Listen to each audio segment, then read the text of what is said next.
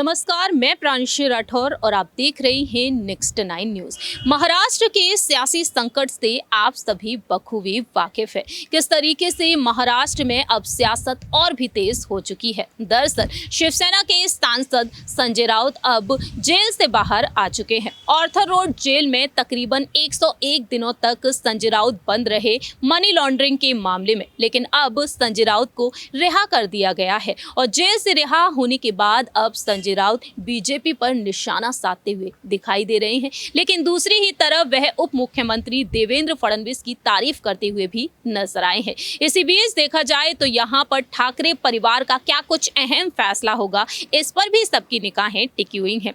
आज इस रिपोर्ट के जरिए हम बात करेंगे उद्धव ठाकरे की पत्नी रश्मि ठाकरे के बारे में। जी हाँ, शिवसेना के प्रमुख उद्धव ठाकरे जो काफी ज्यादा खुश हैं, भावुक होते हुए नजर आए जब संजय राउत ने जेल से बाहर आकर फोन पर उनसे बातचीत की। वह काफी ज्यादा भावुक हो गए। लेकिन बीते गुरुवार की सुबह उद्धव ठाकरे के घर निजी आवास मातोश्री पहुंच गए संजय राउत, जहां पर उनका शानदार अंदाज में स्वागत किया गया ठाकरे परिवार की तरफ से। जी हाँ, उस दौरान की तमाम तस्वीरें भी सामने आ चुकी हैं। रश्मि ठाकरे उनके माथे पर तिलक करती हुई नजर आई हैं, उनकी आरती उतारती हुई दिखाई दी हैं, उन्हें बधाई देती हुई नजर आई हैं। तो वहीं उनके बेटे आदित्य ठाकरे खुश होकर मुस्कुराते हुए संजय राउत को गले लगाते हुए देखे गए हैं। इतना ही नहीं, आपको ये भी बता दें कि उद्धव ठाकरे ने अपनी खुशी को जाहिर किया। उन्होंने बताया कि ना सिर्फ उनकी पार्टी के सदस्य हैं संजय राउत, बल्कि उनके बेहद करीबी मित्र भी हैं।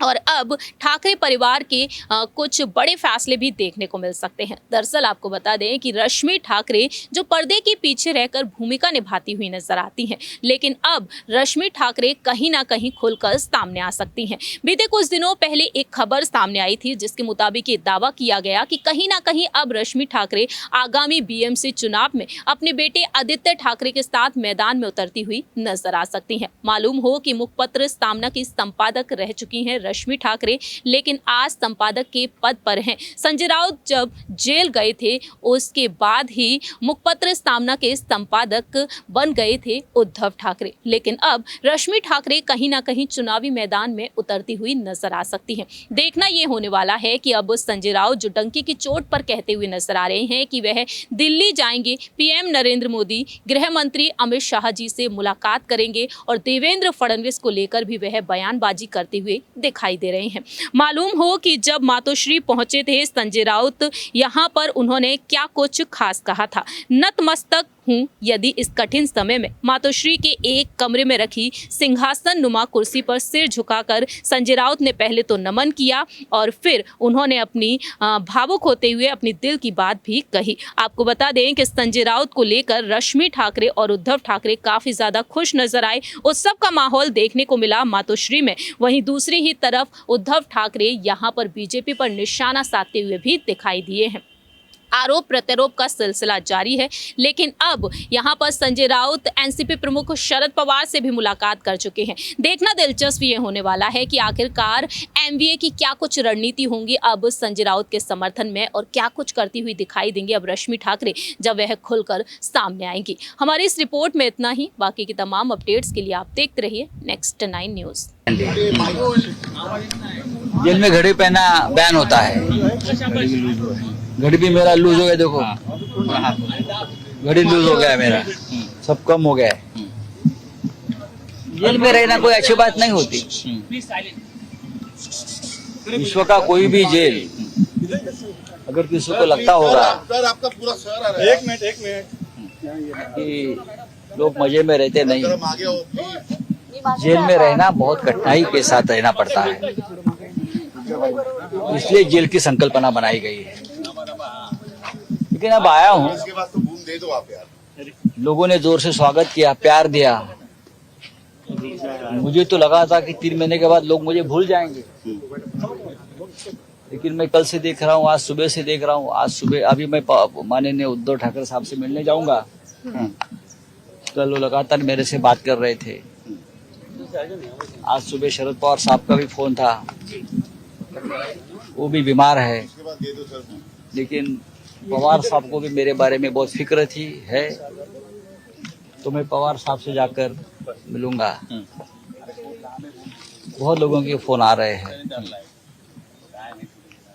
अभी अभी डॉक्टर सुब्रमण्यम स्वामी जी का फोन चल रहा था।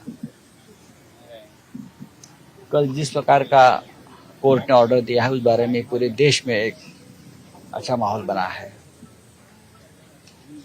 मैं टिप्पणी नहीं करूंगा, ना ईडी पर करूंगा, ना जिस जिस लोगों ने ये साजिश रची थी, अगर उनको आनंद मिला होगा तो मैं उनके आनंद में सहभागी हूँ।